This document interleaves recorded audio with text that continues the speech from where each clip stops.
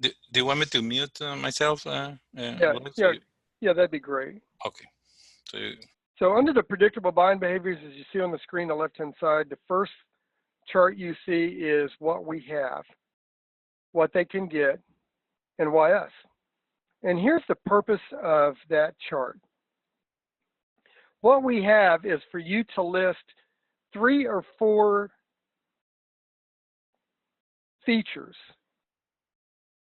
of what you offer people, whether it's the product, the price, the service, whatever it is you offer people. What are 3 or 4 features that you offer people?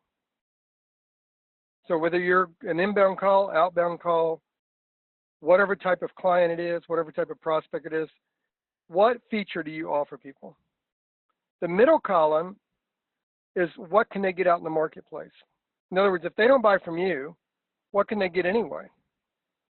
And that's important to know because you need to know what their perception is of not only what's available, but what they can get. And it helps you be aware of what is out in the marketplace so you can talk intelligently to people when they use the marketplace and other products as an excuse to not buy from you. And the last one, the last column there is why us. And why us is the benefit. Now, we start off by saying under what we have is the feature that they can get from you. The middle is what feature they can get out in the marketplace. And the why us is what benefit do they get by doing business with you. And that helps you crystallize who you are to the prospect and why they should do business with you. Then we move into features and benefits. Everybody's heard of features and benefits. Features are what a product has or does, and benefits are why your prospect would want those features. So this gives you an exercise to list the features of the products that you offer. So as an exercise, just write down, I just want you to write down 2 or 3 features of the products you offer. And since we know that features about the product and benefits are about the user, I wanted you to then take off your salesperson's hat, put on your consumer's hat, and list the benefits of those features. Features are the language of logic. Even people who insist they buy logically or based on features do so because that's what makes them feel better. Benefits are the language of emotion. People buy on emotion, they're moved to action by logic. This is a great chart to have. When I coach call centers, this is a chart I hand out, and what I tell the professionals to do is make a list, make a little check mark under logic or emotion when your prospects give you an objection. Is it a logical objection or an emotional objection? Because in most cases, if you provide an emotional response to a logical objection, you're probably not going to connect with your prospect. And the converse is true. If you provide a logical response to an emotional objection, you're probably not going to make a connection. Remember, people buy on emotion, they're moved to action by logic. So your job is to sell the problem people have and then tell them the solution that you bring to the table. One of the homeworks I'm going to give you at the end of this presentation is exactly the type of words we're talking about that elicit and define logic and emotion. So write down what do you have, what can they get, why should they do business with us, name 2 or 3 features of the product that you offer, why are those features a benefit to your prospect, and then write down the words that illustrate an objection is a logical objection and the words that illustrate it's an emotional objection. And in future webinars, we're going to talk more about that. So let's open it up and see if anyone has any questions or comments about the homework.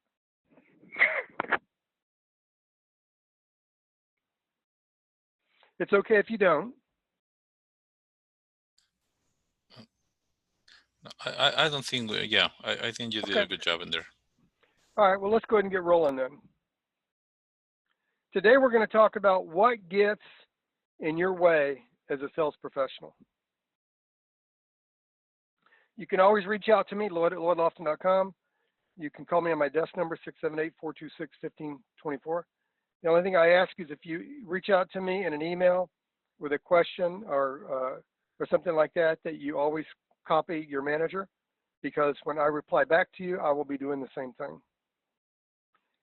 What gets in our way are habits, and that's what I want to take a few minutes to talk to you about today, is the habits that we engage in that get in our way and inhibit us from connecting with people. Everything we do is about connecting with people. Nothing we do is about selling a product, or it shouldn't be. Everything we do should be about connecting with people. So what is a habit? What do we mean by habit? Well, there's a habit loop out there. The habit loop starts off with a cue. That's something that triggers a routine in us. And when we get that cue, we automatically go into this routine. And the reason we go into this routine is because the last time we got that cue and we engaged in that routine, we got rewarded, whatever the reward was. So you have a cue. That's something that triggers us. And that trigger is our routine. We engage in that routine because it worked before, and that rewards us. And that reward creates a craving. And the craving is the next time we get that cue, the craving is for us to go in the same routine because it worked last time. And that's what gets in our way, is our habits. I'll take a real common one that hits everybody, and it hits you guys especially important, because not only are you a consumer, I'm not sure if you remember that, but you are also a consumer. The same way you buy and make buying decisions is probably the same way a lot of your prospects buy and make buying decisions. But you are a consumer. You also get calls from telemarketers. Let me ask you a question. My name is Lloyd Lofton. None of my family, friends, or relatives ever call me up or call my house and say, can I talk to Lloyd Lofton? In fact, if I answer my phone and someone says, hi, can I talk to Lloyd Lofton? 95, maybe 98%, maybe 99% of the time, who do I already know they most likely are? They call up and say, can I talk to Lloyd Lofton? Well, let's talk about who I know they're not. They're not family, friends, or relatives, because nobody calls me up and says, can I talk to Lloyd Lofton?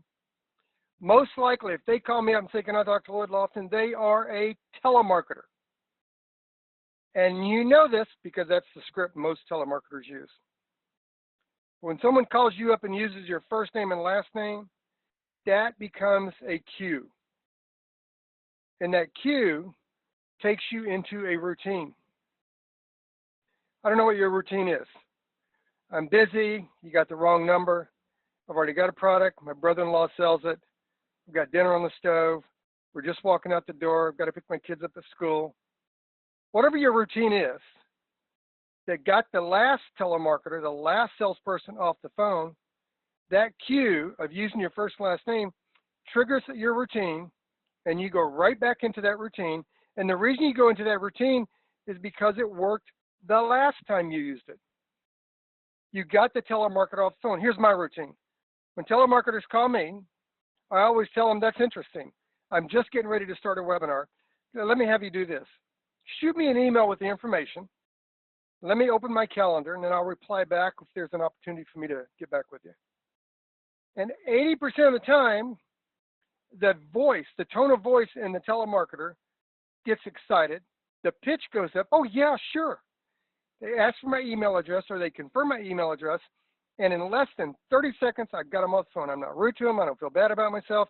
I didn't waste their time. I'm interested in the phone. And all they want, all they want is that to them. And where do you get off the phone? The habit is triggered that the brain stops fully participating in decision making. You've worked with people like that, right? You know people like that in your family. They're in the middle of doing something or saying something, and one has to because they have to. So unless you are within your time in the loop, in your engage in a routine,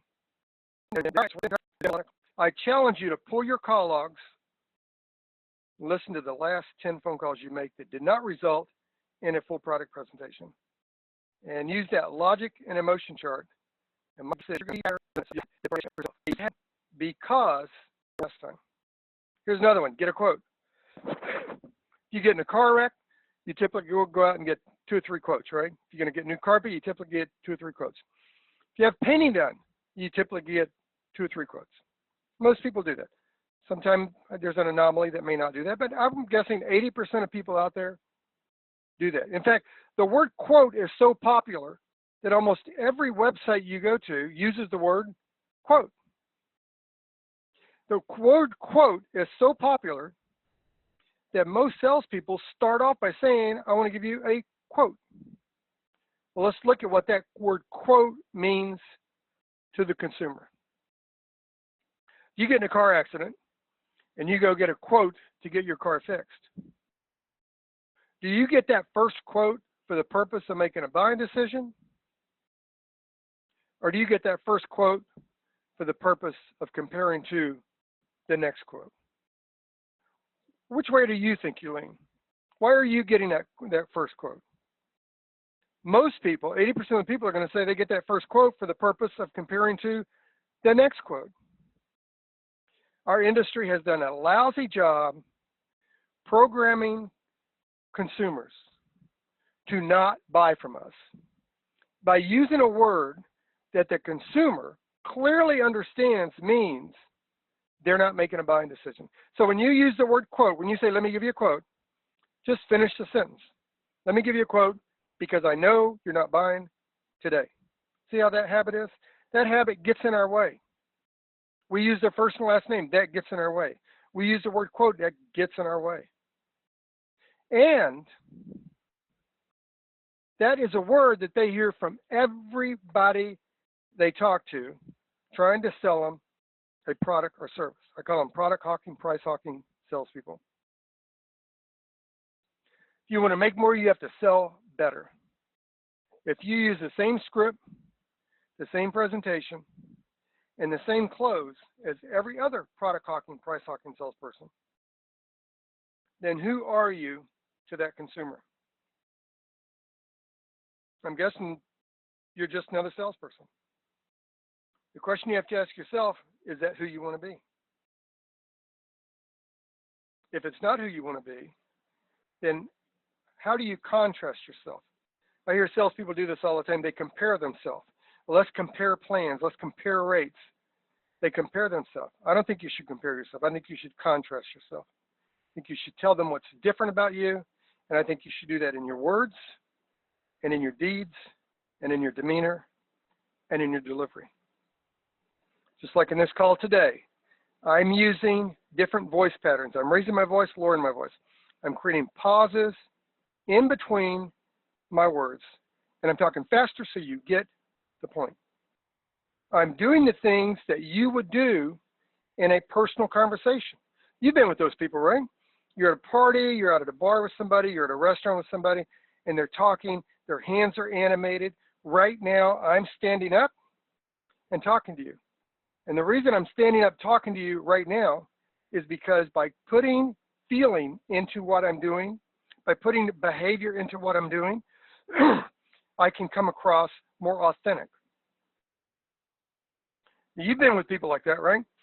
They're talking to you, and they, before you can finish what you're saying, like you tell them you went to a great restaurant for dinner last night, and before you can finish telling them about the dinner, they tell, oh, no, yeah, that's good. Well, you should go to, right? They interrupt you. They're so excited, they have to take over the conversation, or they keep tapping you, they keep touching you, right?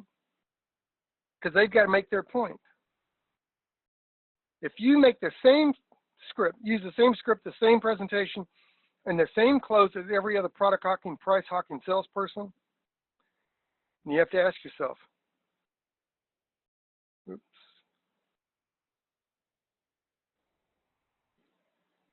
who are you to the consumer? Well, Lloyd, how do I know if I'm using the same script? Well, here's an idea. Type into Google, get a quote for Medicare Supplement. Type into Google, get a quote for Medicare Advantage. Click on 10 of the links in there. take you to 10 different websites, and each website's going to have a form for you to fill out. Fill that form out. You might not use the phone number of your call center there because it'll come up on caller ID, but put your cell phone in there. And listen, let the salespeople call you, and listen to the script they give you. If it matches your script, if their approach to you in the beginning is the same approach you use, how many calls do you think the consumer has to get before they write you off because you're just another salesperson? If you want to make more, you have to sell better.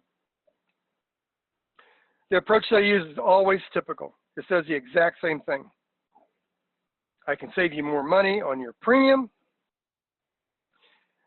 I want to get you the best rate. And I can explain Medicare. Well, let me ask you this question. In fact, this brings up a couple of questions. Number one, why is this unusual? How does this make you better than anyone else? Shouldn't saving me money on my premium be a normal thing? Isn't that what you're supposed to do? How is getting me the best rate something special? Should I have to look out that you might not give me the best rate because you just told me you're going to get me the best rate? Isn't that what you're supposed to be doing anyway? I can explain Medicare to you. Well, duh. You said to me when we started this conversation, you're an expert at Medicare, right? You're supposed to explain it to me. You're supposed to know it. But it's the same script, the same approach as every other salesperson. And that's why you shouldn't compare yourself to them. Because by definition, by default, when you use the same script as everybody else, you are comparing yourself to them. You're not contrasting yourself to them. You're not coming across in a way that they go, oh, this guy's different. How many of you think in our conversations this time and last time that I sounded different than other training you've had? Because I'm not comparing myself to them. I'm contrasting myself to them with my own ideas that I have found to be effective and useful and profitable over the last 30 years. What has worked for you? Go back, pull your call logs of the sales that you made and listen, after the buying decision's made, listen to the reason people bought from you. That's what your conversation should be about.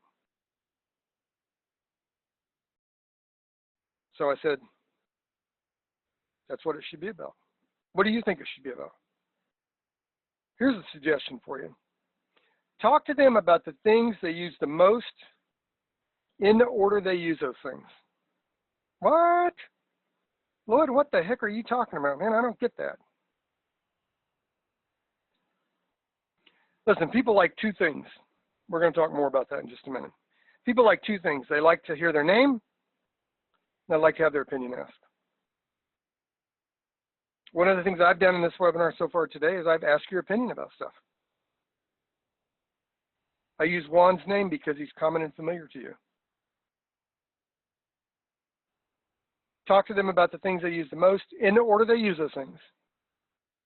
And the reason you want to talk to them about the things they use the most in the order they use those things, well, it's two reasons. Number one, because they're familiar with what they use the most.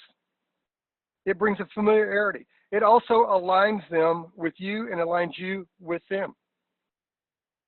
And when you talk to them about the things you use most in the order they use those things, in their mind, they think about that order. I'm going to show you an example of that in a couple of minutes here. Remember, people like two things. They like to hear their name. I like to have their opinion asked.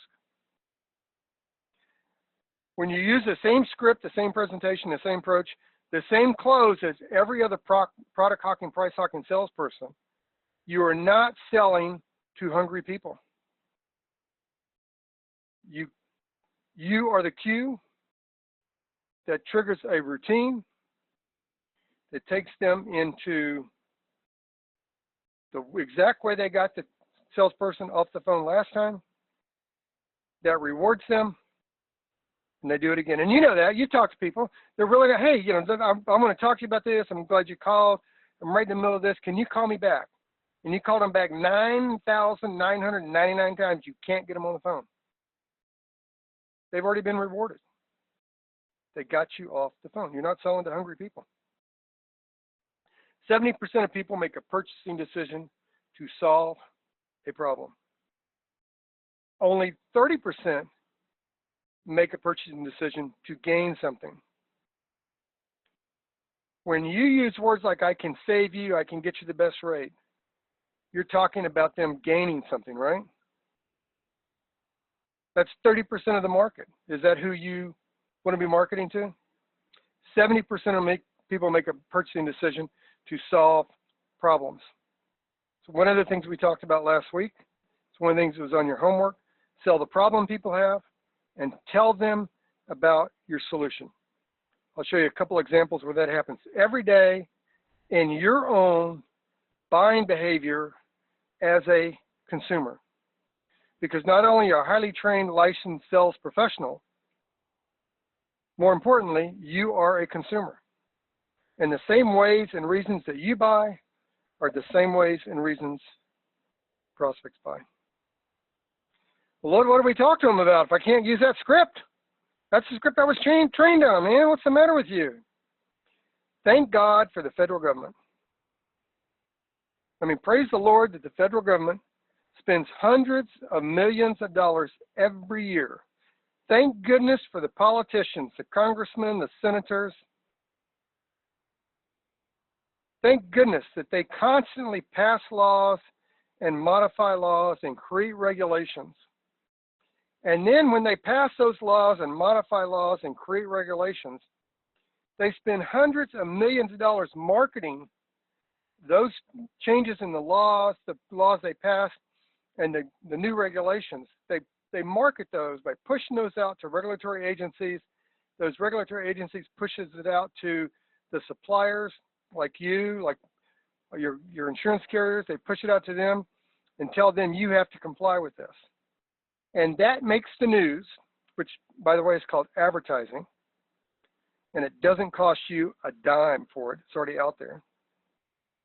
And as a result, as a consequence of this process, consumers are driven to find someone who can educate them, inform them, and protect them. And it's free. So one of the changes is Social Security is headed for life support. This is an article back in April 2019. This is an article on April 17th of last year, bringing real innovation to Medicare. I need to update these articles because it's 2020.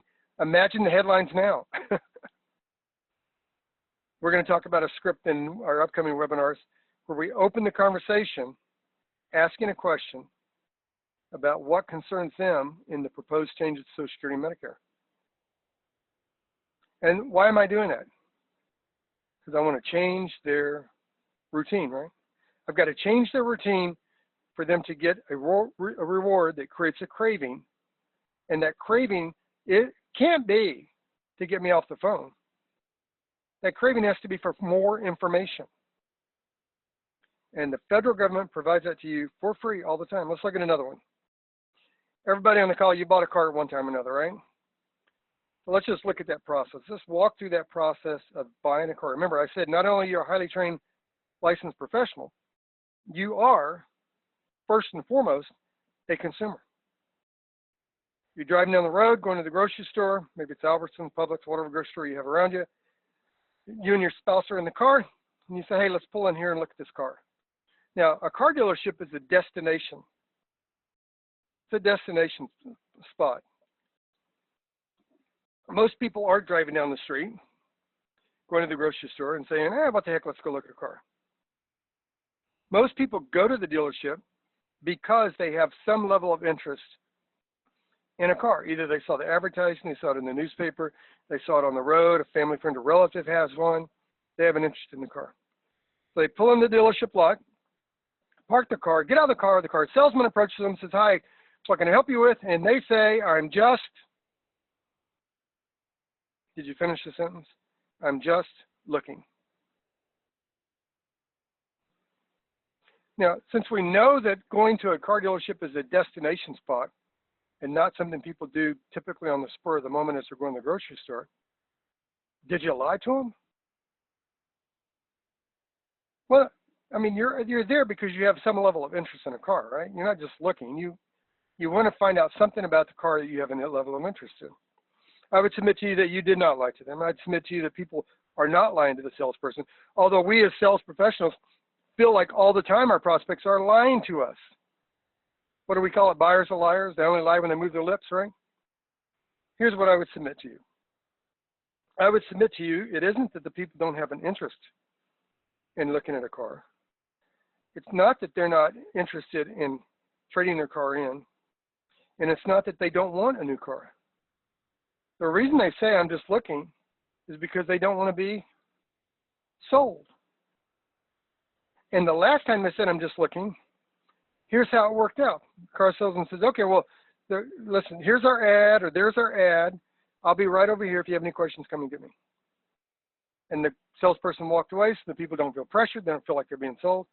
And the reason they said that, the reason they said I'm just looking, just like when you go in a department store and someone says, can I help you? You say, no, I'm just looking. The reason they said it is why? It worked last time, right? Let's walk through this process. You walk around the car lot, you find a car you like, you're going to take it out for a test drive. You get in the car, you're behind the steering wheel, maybe the car salesman's next to you and your spouse in the back seat, maybe your spouse next to you and the car salesman's in the back seat, but you're behind the wheel, you haven't left the dealership yet, you're getting ready to leave the dealership, getting ready to drive off the dealership's lot. Before you leave, taking that car for a test drive, do you adjust anything? Is there anything in the car you adjust? Do you adjust the seat? Do you adjust the steering wheel? What type of things do you adjust? On a piece of paper in front of you, write down 3 things that you adjust. Just write down 3 things that you adjust. I'll give you 10 seconds. 10, 9, 8, 7, 6. Write down 3 things that you adjust. 3, 2, 1. Here's what I submit to you. Now compare your list of 3 things you adjust with your other fellow workers there after this webinar. Here's what I submit to you.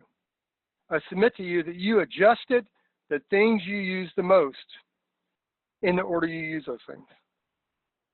Some of you adjusted the seat first, and then the side view mirror, and then the radio. Some of you adjusted the air conditioner and the tilt steering, and then the seat. I submit to you that you adjusted the things you use the most in the order you use those things. So why'd you do that? Well, you did that because adjusting the things you use the most in the order you use those things made you feel better. That made the car feel like it fit you. Now that leads me to a question. How can you help your prospect adjust your product or service so they feel like it fits them? Let's continue the process. You may adjust those 2 or 3 things. You go out on the road. Now, typically when you leave a dealership, you're going to turn right. You're going to go down a block 2 and they're going to have you turn right again. You go down a block 2, you're going to have you turn right again. You go down a block 2, you're going to have you turn right again. You're going to come back to the dealership. Now, the reason they're having you turn right is more than 80% of people are right-handed. And insurance companies, when they insure dealerships, they don't want them making left-hand turns because the majority of wrecks that take place are left-hand turn wrecks. So that's why they have you do right. Come back on the lot. Now, if he's a really good salesman, he's a really, really good salesman, he's going to have you park that brand new car smelling automobile that you've adjusted to fit you. He's going to have you park it right next to yours if he's a good salesman. And the reason he's going to have you park it right next to yours is so you can see what a piece of crap you're driving. If he's really smart. You're going to park the car, you get out of the car. If that car fits you, if it meets your expectations, if you feel like you have an interest in it, you're going to go somewhere. Where are you going to go? If you feel like that car is what you're looking for, you're going to go inside the dealership, right? You're going to sit down at the cubicle with the car salesman. Here's my question for you. Did you go inside that car dealership? Did you sit down with that car salesman to discuss which car you might buy? Or did you go in there and sit down to discuss how much you're paying for that car? Go ahead, think about it. I'll give you a second. You probably already said how much I'm paying for that car. And that's because you already took emotional ownership over the car. You adjusted things you use the most in the order you use it. You test drove the car. If you felt like it fit you, you've already emotionally purchased the car. And now we're just talking about price. That's the logic. People buy on emotion and move to action by logic. It's a buying behavior that everyone engages in some form or another. Name any product out there, that's exactly the way they do it. That's why you get annoyed at drive-thrus at Del Taco, McDonald's, Jack in the Box, whatever. That's why you get annoyed at the people in front of you, because you sit there and you think, God, is this your first time here? You don't know what's on the menu? People take so long at the menu, at the drive-up, because they're adjusting the different food options to how they feel right then. It's a normal behavior. I go back to what I said earlier. Sell the problem you solve, not the product. Nobody, no one is interested in your product. They're only interested in the problems they have. Well, how do we do this? I mean, all this sounds great, but you still haven't told me how to do it. Well, in future webinars, we're going to go through the exact scripts to do this. But here's what I want to get your mindset for. Let's put you back in the mode of being a consumer again. You don't feel good. It's raining. I understand it's raining there. It's raining. Your body aches. Got a little bit of a fever, a little sore throat. Got a little headache. You go to the doctor. You go to Dr. A. You describe your symptoms, and Dr. A says, okay, Juan, I know what's the matter with you. You can have this medicine, you can have this medicine, you can have this medicine, or you can have this medicine. Which medicine do you want? You turn around and go to Dr. B. You describe your symptoms. Body aches, got a little sore throat, slight fever, a little headache, maybe a little chills. And Dr. B says, okay, write you a prescription, hands it to you, says, fill this, take it twice a day, come back and see me in 10 days. Which doctor do you have more confidence in? I'm guessing most of you are going to say you have more confidence in Dr. B. And you should. And the reason we have more confidence in Dr. B is because Dr. B diagnosed the problem and prescribed the solution. Dr. B didn't give us 4 different options and then ask what we wanted to do. Dr. B diagnosed the problem and prescribed the solution. In fact, before that, when you walked in the doctor's office, the nurse came in and took notes, right? Tell me what's going on with you. How long have you been feeling this way? Have you taken anything? Then the nurse writes it down in your chart. Then the doctor comes in a few minutes later. He reads the chart. He asks you the exact same question to see if what you tell him matches what the nurse wrote down there. And 30 seconds later, or maybe 3 minutes later, if you looked in your ears, put the little thing in your throat and looked at your throat, 4 minutes later, he gives you a diagnosis. And he prescribes the solution. He writes a prescription, hands it to you, says, fill it, take it twice a day, come back and see me in 10 days. And you don't question it. Now, like Dr. A, where you have to think about which medicine, well, what does this medicine do? What does that medicine do? That creates a whole conversation. Well, let me think about it. Oh, wait a minute, that's an objection you get, right? So that's the way you do this. The way you sell the problem people have is to have them talk about the problem. Learn to ask questions that puts them in a position of disclosing the problems they're concerned about. And then you tell them. It's only once they bought the problem they have, then you tell them how you can solve that problem, or how they can solve it by using you. The Dr. A will give you a choice of prescriptions. Dr. B will tell you which prescription. This is your homework I'm going to give you today. These are 7 tips to focus on feelings and effectively engage your prospects. I'm going to send this to Juan as soon as we get done with the webinar here. Now, what I want you to do is start making a list of your words. Now, I'm going to give you words next week, but I want you to start making a list of the words. I want you to follow the chart that I gave you last week. Follow the chart that we went through today. And then I want you to really get this philosophy as an integrated part of your sales personality. It's not what you say, it's how you say it. I want you to focus as much on your nonverbal communication as your verbal communication. Even if you're at a desk, I stand up and I walk around when I'm talking. Put a mirror in front of your screen so you can look at yourself to put personality in your call. You can't use a monotone. You can't use a flat tone of voice. and you can't repeat the script that you use like it's the 900th time you've used it today. You have to be just as excited on the 20th time you give that script, on the 20th time you have a conversation with someone, that you do the first time. Learn the patterns of effective sales presentation. I've broken it down in here: credibility, charisma, and intelligence. That's what people buy into. Start your presentation off strong. You start a presentation off strong by telling them something that is unusual or different or they didn't know. And drawing your prospect with an emotional connection. I'm going to put the camera back up and we'll see if we got any questions or comments from people. So go ahead and unmute your call and let me know what your thoughts are. Hey, Lloyd, great presentation. I love it. Very good, very good presentation. I like having a mirror, like you said. I used to have mirrors, and not everybody has mirrors right now, but I like that idea. Only the ladies. Yeah, you can get a mirror at the right at a dollar store for $1. And the great part about having a mirror is that when someone gives you an objection, or sometimes people are kind of harsh when the conversation starts off, you can look in the mirror and smile. And it's hard to be annoyed at someone when you're smiling, right? Exactly. No, great. Yeah. Naomi, did you have a comment, Naomi?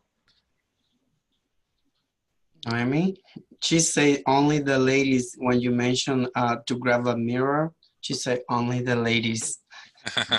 Only the ladies know how important that is. You guys need to understand how important that is too. Right. Exactly. Let me tell you something. I don't know if I can reach it. I'll see if I can reach it here. Let me tell you something I do before I do every webinar. The ladies will understand this.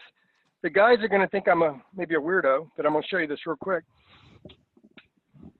Hang on, I'm walking back. I had to get this off my counter in here. I have a little studio in my office where I shoot videos at. All right, ladies, I'm going to show this to you, and I want you to tell me what it is. What is this? Makeup and Compound. Yeah, before I blush. Yeah, before I do a webinar, I try and get rid of these little shiny spots on my head. Right? Isn't that what you do? And it doesn't make you look as shiny. It looks you more professional. That's what's great about having a little mirror there in front of you. And the other thing that's great about having the mirror in front of you, the reason we answer somebody so quickly with logic and garbage words and verbiage is because we feel like if we don't answer them right away, that they're not going to buy from us. We're afraid we're going to lose something we don't have. The great thing about having the mirror there is you can do the awkward pause. I did it to you guys a couple of times in this webinar. I counted to 3. Or I counted backwards from 10. Now I did it out loud, but I might do it quietly to myself. If I have a mirror there, I don't feel awkward because I'm looking at myself. I go 1, 2, 3, and then I respond. And when you do that, it slows the conversation down. When someone's trying to rush you off the phone and you do that, it slows the conversation down. Anyone else needed? Did you have a comment?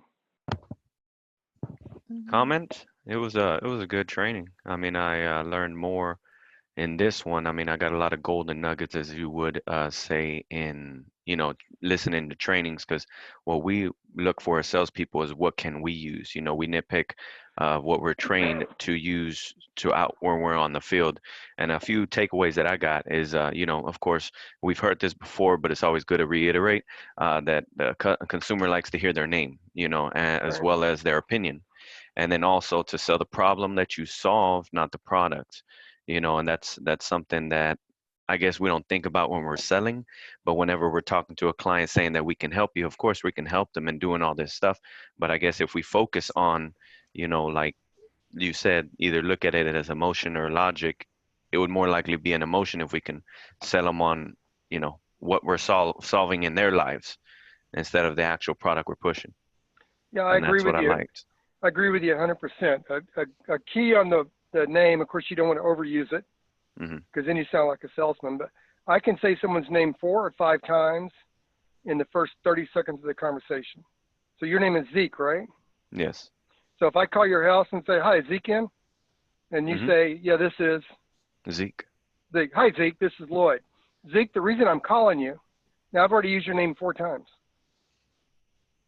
I've been on the phone with you less than 15 seconds and I've already used your name 4 times. And it makes it more familiar. You feel like that I'm more familiar to you. Yeah, I'm more engaged. Yeah, exactly. And the other thing, and I like your comment about the problems people have. One of the ways you can find out what kind of problems to talk to people is tell them short little stories. Now, I'll give you, Melissa, go ahead and unmute your call and you can just speak in. Short little stories.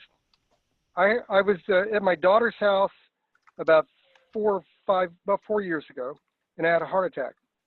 I was downstairs in the basement. She brought ice cream to me, ate the ice cream, felt a tightness in my chest, got up, went and lay down in the bed in the bedroom downstairs. It got worse. I ended up crawling up the stairs, so my wife took me to the emergency room. I get to the emergency room. I died 3 times on the table. 3 times. They had to revive me 3 times. Each time I woke up, the nurse's knee was on the table and there's pounding my heart.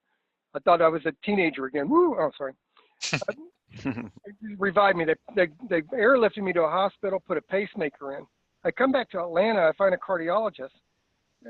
The pacemaker company is there to read the pacemaker, and the doctor asked the pacemaker company about some of the numbers, and the pacemaker company says he doesn't have that kind of pacemaker. And the doctor, I said to the doctor, well, what were you trying to find out?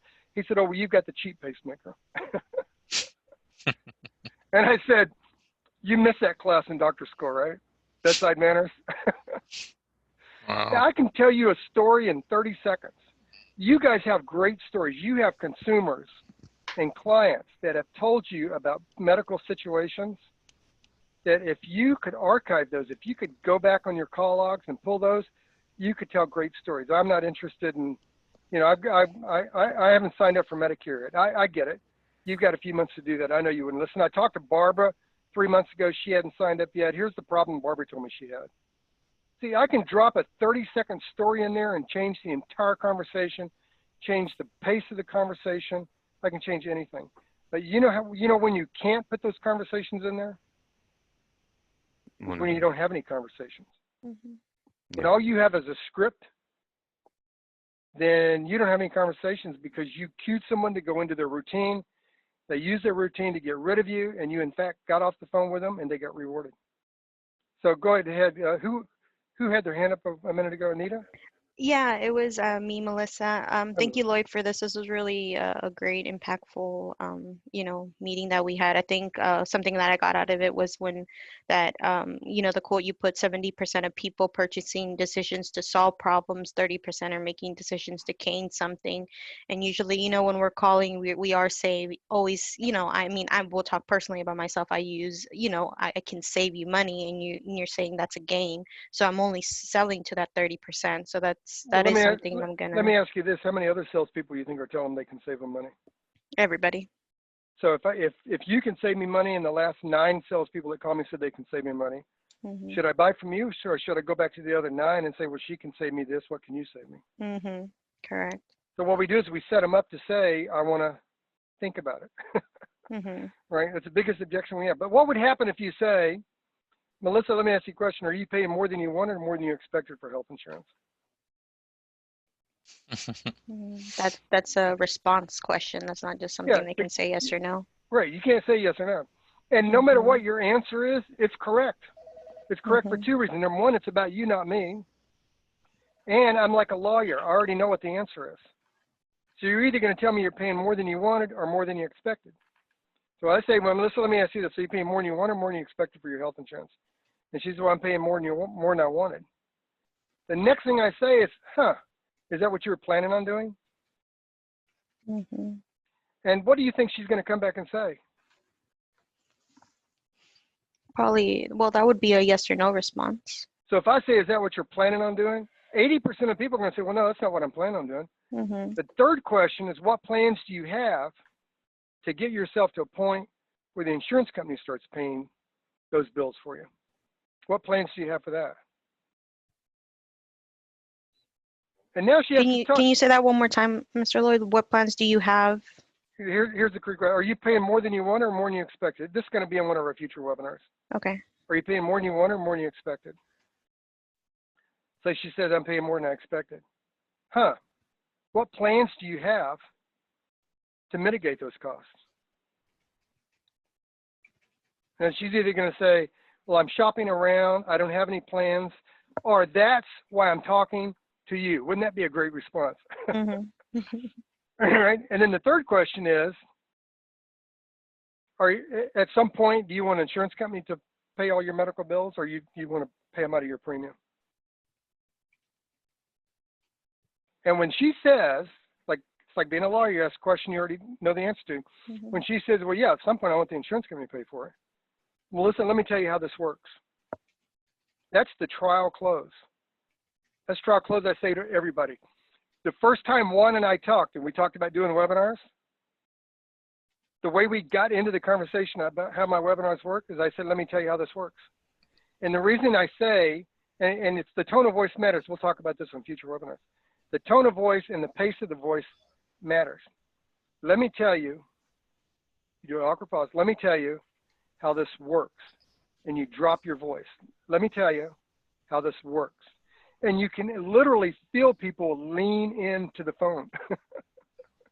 So you sold me these webinars, huh? That's it. Well, no, I didn't say anything. I didn't say anything. No, just kidding, just kidding. I didn't say anything. You told me the problem you had, and then I told you what the solution was. Exactly. Isn't that funny? That's a great trial close. Let me tell you how this works. If they don't cut you off, Melissa, you're in a sales presentation. Mm-hmm. But if I say, can I give you, let me give you a price I can save you money, then that's a closed-in question. What if they say, no, I'm not interested? Where do you go from there? Please, please, please, I'm a professional. Please let me give you a price. What do you say from there? Take it away from them. Mm-hmm. I know a lot of people tell you they can save their money, and usually the price is more than you expected, isn't it? It is. Let me tell you how we do this. We're licensed with all the top insurance companies in Georgia.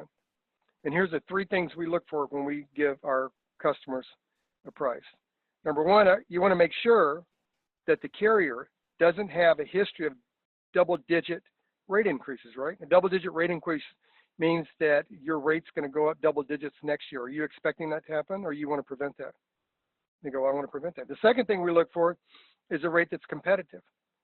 We want to make sure that we help our prospects get a supplemental plan to cover all the copays and deductibles Medicare doesn't pay with an insurance carrier that's actually going to be there in the future and isn't buying a book of business. Melissa, here's what I mean by buying a book of business. They lower the rate the first year, so the second, third, fourth, and fifth year, they go into double-digit, triple-digit rate increases, and you can't afford it. Now you've got a health problem, you can't get it again, or you're not looking to be in that position, right? And they go, no, huh? And the third thing is to have someone that's going to stay on top of this. My guess is a year from now, you don't want to go through all these stupid phone calls again, right? She goes, no, I don't. Melissa, you won't have to. That's my job. My job is to shop the market each year, make sure you got the best plan that fits your budget. And if there's a plan that comes out that is better or fits your budget better, you expect me as a professional, you expect me to let you know that, don't you? See how strong that is? Yeah. I just took everything away from her, took it all away from her. Now, so when I do that, that's what you expect me to do, right? There's several ways I can go. If she said, yes, that's what I expect you to do, I can say, let me tell you how this works with me. I can say, when do you expect me to start doing that for you? Now, that's a great question, because if she says right now, there's a good chance she's buying something from me, right? Mm-hmm. But I think you're right on. I think you're going to, I don't know how long you've been there, but I think you're going to do really good at this because you're open-minded to learn different ways to connect with people. And that's the job. It's not to push a product, it's to connect with people. Correct. I do have one more question for you, Lloyd. I know when we were talking about, what is getting in your way of connecting, one of the things you said is using their full name. That's just a cue to them to know that I'm a telemarketer. So I know you said in the future we're going to talk more about the script. So would we just use like their first name? Is that something that would? I always use the first name. Just use the first name? Always use the first name. Okay. And then, I guess that kind of answers the second part of this question is, as I am bilingual and, my market that I try to, speak to is mostly English because I feel like that's the market that's open to anyone. But we'll get those last names that are, sometimes are, I don't know how to pronounce them. So when calling them, I usually just say their first name because I feel like it's more respectful instead of trying to pronounce a name that I can't. So is that a good? Yeah, I think you're right on. You're spot on that. So let me tell you two things. The reason I like to use their first name is because that takes them out of. It's not a cue for them to drop into a routine. If they've got a last name that I have trouble pronouncing, and they say this is Mr. Kazanaska, I say, John, I was going to use your last name. To be honest with you, I wasn't sure I was going to pronounce that correctly. Do me a favor, repeat that so I can learn how to pronounce it. If they take 10 seconds to teach me how to pronounce their name, do you think they're probably going to spend some time talking to me? Yes. Yeah. The reason salespeople want to use a first and last name is in the salesperson's mind, and as an industry, we've done a lousy job training salespeople. The salesperson thinks they have to come across professional. And they feel like if they use a first and last name, they're being professional. But truthfully, the salesperson is not professional, they're just petrified. They're petrified they're going to lose something they don't have. Mm-hmm. And what I want my prospect to feel like when I talk to them is that I'm aligned with them. They're not just another lead to me. They're someone I actually have an interest in. I'm concerned about and have an interest. And the great thing for them is I understand their experiences. Here's the challenge for you, though. You have to have them give you that experience. And the only way you can get them to their life experience is for them to share with you their sales resistance experience. And their sales resistance experience is what they do when salespeople call them. So when they say, I'm not interested, John, I no question. I say that all the time when telemarketers call me out. Is this like your 20th call this week? See, I changed the whole routine. Mm-hmm. Took them completely out of his routine. Is this your 20th call or 25th call? Well, I get a lot of phone calls, man. I've already got the insurance lined up. Listen, that's great, dude. Do you have the new plan or the old plan? See, that's an old salesman's trick. Do you have the new plan or the old trick? Mm-hmm. They say, I've already got a plan lined up. That's great. A lot of my customers tell me that when I first talk to them. I just want to make sure that I've explained the 3 proposed changes in Medicare. And if you have any questions, I'll answer them. If not, we'll get off the phone. Is that fair?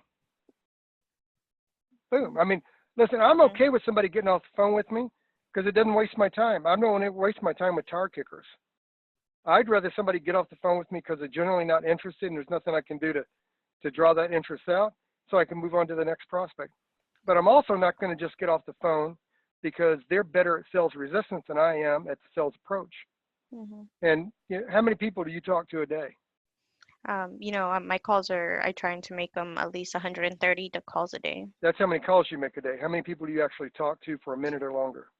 I don't know. I really don't know what my average. I want to say maybe 40, 50, maybe less than that. I'm not really sure. So here's the thing. We call people with a script all day long and spend less than a minute on the phone with them.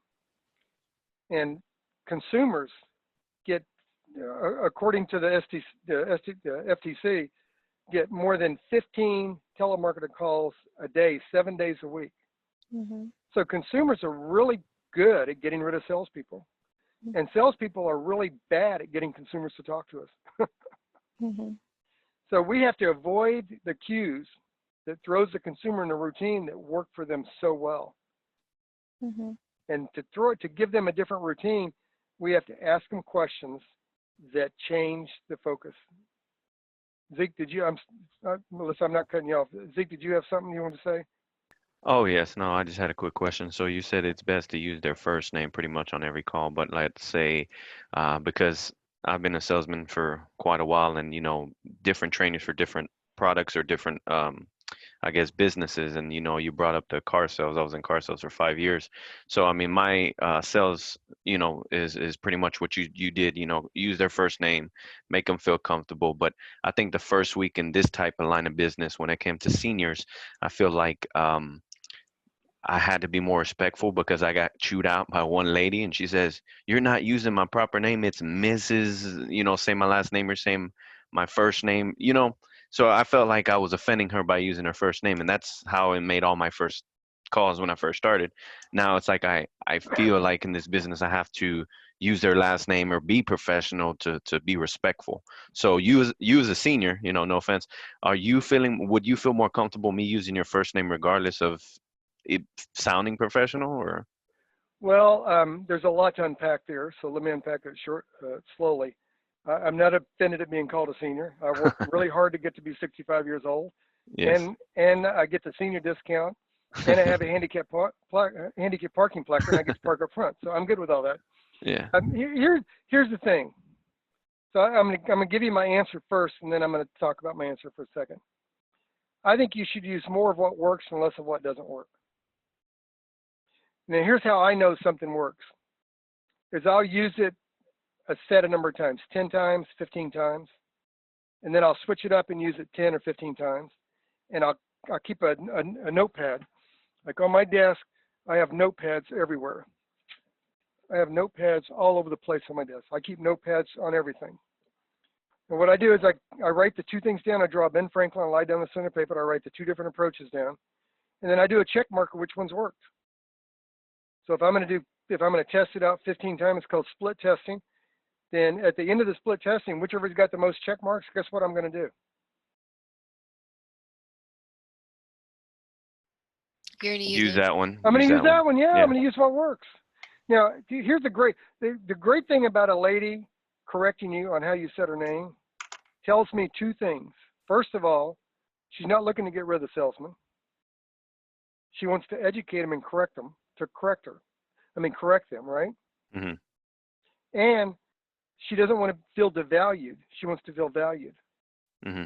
If someone said to me, well, first of all, I'm not Lloyd, I'm Mr. Lofton, I'm going to say, Mr. Lofton, thank you for giving me that information. My chart shows Lloyd. Now, I want to make sure that I say your last name correctly. Would you mind repeating it for me again? She's not standing behind me on my desk. She doesn't know if I have the first or last name sitting here or not. Mm-hmm. Right? When Yes. she repeats the last name, thank you. Mrs. Malowski, do you mind if I ask you a question? Boom, I'm in it, like that. Listen, being offended is a choice. Yeah. The consumer can choose to be offended, and we can choose to be offended. But if I do my split test, and I have phrases that work for me, I don't quit working them because one person that I didn't make money from, by the way, didn't like my approach. I use the approach that 80% of my prospects respond to. And this is what salesmen, I'm not saying you do this, focus on what works. Do more of what works and less of what doesn't work. Salespeople come up with a way to sell that they like and the consumer doesn't respond to, but they're stuck in the way that they like it. And salespeople come up with a product they think everyone should have, but they don't want to present the other product, and consumers like the product that they like. So what I would tell you is find your, and sounds like you've got this, find your sales personality that fits you. The way I sell may not fit you, and the way you sell may not fit me. Yes, of course. Monitor yourself every day. Keep a Ben Franklin on your page, your notepad every day, and track what you're doing. And I always did it at three times a day. I did it at 10 o'clock, 2 o'clock, and at the end of the day. And I look at my check marks, and whatever's working, it's what I do for the next third part of my day. I broke my days down into three sections. So whatever my opening's going to be, I'm going to mark that. And you know, when you do the script, there's so many parts of the script you can split test until you get a script that fits your sales personality and a script people respond to. But not everyone's going to respond to you. Not everyone's going to buy from you. And praise the Lord for the people that are rude and hang up on me because I don't waste my time with them. You can't lose something you don't have, so I don't really care about them. I actually have a question, Lloyd. It's in regards to your last webinar. You had mentioned about seniors, we need to be watching the news more and keeping updates on what the news is trending on about the information on Medicare. How often do you keep up on that? Like how frequently would you suggest that we stay on that? You know, what I do, and sometimes people complain about this. Let me do this. Sorry. What I do is I have the different sites, and then I have my system set so I get pop-ups. And then people complain because a pop-up will come up during the webinar, but I don't care because I'll get pop-ups and I'll see what's going on. You can go to Google and you can set AdWords. And so whenever those words are mentioned in the news, you get a notice that word was mentioned in the news. So how did Medicare benefits change for 2020? Medicare changes, Medicare Gov, NOAC. Here's what you need to know about your 2020 Medicare costs. This is CNBC, right? Mm-hmm. You see it, CNBC? Well, now I've got third-party credibility to use in a story. So I can come down, I'm just doing this off the cuff. You know, I get it. I get that you've talked to someone else about getting Medicare, and I think that's really smart that you do that. The great thing about being smart and talking to different people about Medicare is, for example, CNBC talked about the changes taking place in parts A and B. Are you more concerned about the changes taking place in part A or in part B? Okay. See how I use that? Right. I use CNBC. It's right there. And some people I say, well, when we get done talking, I'll send you the article. It sounds like you'd be interested in reading it. Yeah. And if I send them the article and they reply back, I think I'm having a conversation with them. I'm not sure, but I think it's a conversation. Isn't that funny? Yeah. So that's how you find out what's in the news. I do it every time. Go to life insurance, go to Insurance News Net magazine. So it's insurancenewsnet.com. I'll send you guys a link to them. I write articles for Insurance News Net magazine all the time. Go to ThinkAdvisor. I write articles for ThinkAdvisor all the time. ThinkAdvisor.com. And those are in the insurance industry, and you see what's being talked about in the industry, and it creates conversations. So anything that's in the news, we just did it on Medicare. Let's do it real quick on Social Security.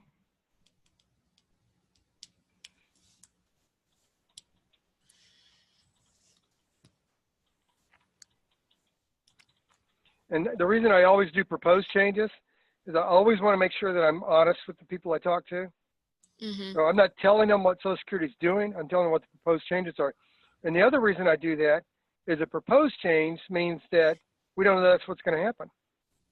And that always opens the question of, well, if that happens, what plans do you have to mitigate those costs or that impact you up? I don't have any. Let me tell you how I do that for you. If it does happen, how do you plan on incorporating that in your Social Security? How do you plan on incorporating it in your health care? Well, I don't know. Let me tell you how I would help you with that. So here's 6 Social Security changes. So these 6 Social Security changes is my script. So you're more concerned about the changes taking place with Medicare Part A and B, or are you more concerned about the increased beneficiaries getting their Social Security check? Which worries you the most? Right. And we know by the car buying experience, people adjust the things they use the most in the order they use it, right? So their answer is going to tell me what they're concerned about. Their answer will tell me what they're more concerned about. Now, people who sell Medicare Supplement and Med Advantage always say to me, well, what do I care about beneficiaries receiving 1.6% or maximum taxable earnings? Well, I'm not sure, but if I receive less Social Security next year than I received this year, I have less money to pay on premium. I think that's the way that works, right? Right. And I want to see what people's thinking is. If they answer your questions, if I talk to people about looking ahead to 2035, if I ask people a question, they give me their thinking. And that means they're having a conversation with me. And if they're having a conversation with me, that means they're interested in what's happening with them. And if they feel like I'm also interested in what's happening with them, and I can make a difference, I got a chance of them having me as their professional. Okay. Awesome. All right. Well, thank you so much for that. I appreciate it. All right. All right. I'll throw out for one last question. Anybody got one last question? All right. I'm going to send you this homework right now, 7 tips to focus on feelings. And then we'll talk to you again next week. Remember, you can always reach out to me, Lloyd at lloydlofton.com. Call my desk at 678-426-1524. If you email me, just please make sure that you copy your manager, because I will be doing the same when I reply back to you. Thank you. Excellent. Thank you very much, Lloyd. Thank you, Lloyd. Thank you. Thank See you you. next Thank week. you. All right, guys, take care.